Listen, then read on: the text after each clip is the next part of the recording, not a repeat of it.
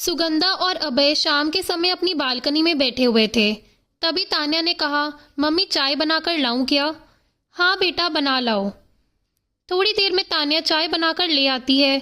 चाय देते हुए कहती है कि पीकर बताना कि कैसी बनी है। जरूर बताऊंगी बेटा। हमारी दुनिया और सब कुछ है हमारी एकलौती बेटी तान्या। 12 साल की होने चली। पढ़ने में तो है ही नंबर 1, साथ ही साथ छोटे मोटे घरेलू कामों में भी हाथ बटा देती है।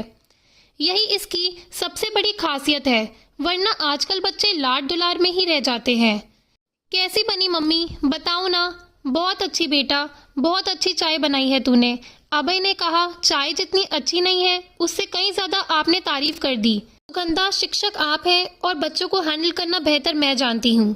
बच्चे हैं, उन्होंने बना कर दिया, तारीफ नहीं करूंगी तो फिर उनकी जिज्ञासा, मन में उड़ने वाली भावनाएं कुंठित हो जाएंगी और उनकी तरक्की रुक जाएगी। सही कहा आपने। कोई नहीं, आप भी तो भावी शिक्षक होने वाले हो।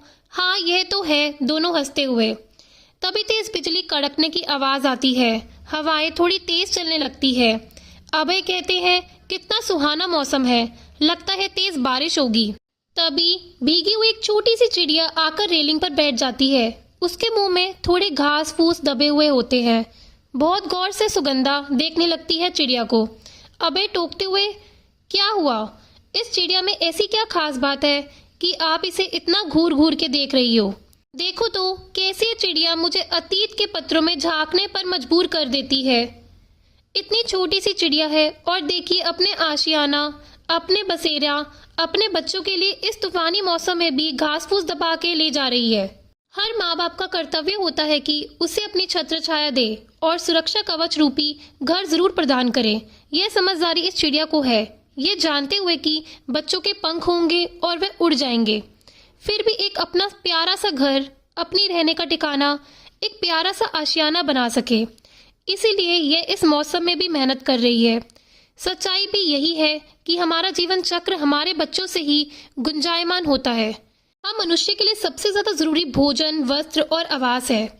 अच्छा, तो आप ये सोचने लगी, सोचूं भी तो कैसे नहीं। कभी कभी कुछ परिस्थितियां ऐसी भी हो जाती हैं कि सोचने पर मजबूर कर देती है। तान्या के पापा, आपसे मैं क्या बोलूं, आप तो सब बात जानते हैं। जब मैं ब्याह कर आई थी, मुझे एक घर मिला ससुराल में। हर माता पिता यही चाहते हैं कि बेटी को एक अच्छा घर मिले, एक अच्छा वर मिले। लेकिन मुझे आज तक शादी के 13 साल हो गए, घर तो नहीं मिला। हाँ, वर आपके जैसा अच्छा जरूर मिला। अरे वाह, मैं अच्छा भी हूँ, मुझे आज ही पता चला। अभय ने चुटकी ली। आप तो हमेशा कहते थे कि मेरी माँ जी हमसे सबसे ज्यादा प्यार करती हैं, मेरे आते ही ऐसा सौतेला बर्ताव क्यों? माता पिता ने आपके बारे में आज तक नहीं सोचा। आपके भाइयों को घर मिला, मुझे उससे भी कोई दिक्कत नहीं है, क्योंकि मैं पढ़ी लिखी हूँ। मैं मानती हूँ कि जो हमारी तकदीर में है वही हमें मिलेगा। मैंने कभी इस बात पर अपने परिवार में अपने सास ससुर को कुछ भी नहीं कहा और ना कभी कहूंगी। यह सोचना हमारे माता पिता का फर्ज है। मैं भी माँ हूँ, अपने बच्चों के लिए सोचूंगी, उसे कम से कम एक रहने का ठिकाना दूं, जो मुझे आज तक नहीं मिला है।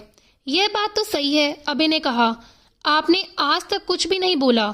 आपकी इस अदा पर यह बंदा हमेशा से फिदा रहा, क्योंकि परिवार में कलेश करने वाली बंदी इस बंदे को कभी पसंद नहीं है।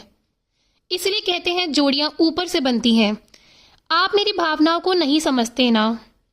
हर लड़की की तरह मेरा भी तो सपना है, मेरा एक खुद का घर हो, जिसमें अपनी तस्वीर सजाऊं, अपने घर को संभालूं, जिसमें किसी का कोई टोका टाकी ना हो, इधर ना जाओ उधर ना जाओ।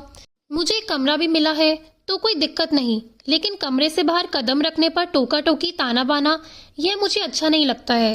इससे मुझे वहां घुटन होती है। क्या करोगे सुगंधा, जहाँ प्रेम और समझदारी का अभाव है वहां कुछ भी संभव नहीं है। खैर, आप जरा भी परेशान मत हो। जहाँ घर वही घर, किराए के मकान में भी तो सुकून मिल रहा है ना आपको हमारे साथ। आपका ये सपना आप खुद पूरा करोगी। वो कैसे?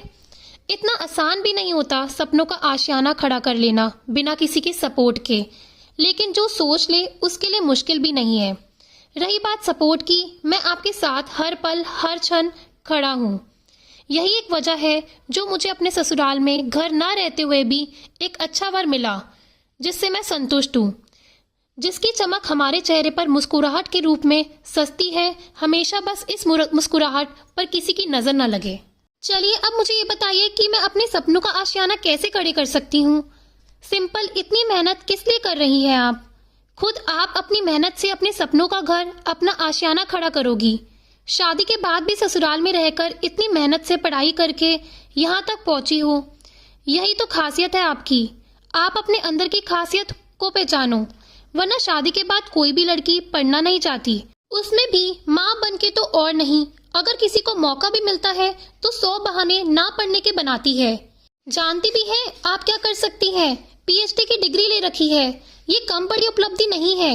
ईश्वर की इच्छा होगी तो आप जल्दी प्रोफेसर बनोगी। आपकी मेहनत रंग लाएगी।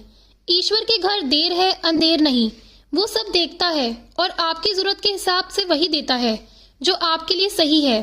ईश्वर की मर्जी से साल भी नहीं लगा कि सुगंधा को असिस्टेंट प्रोफेसर की नौकरी मिल गई।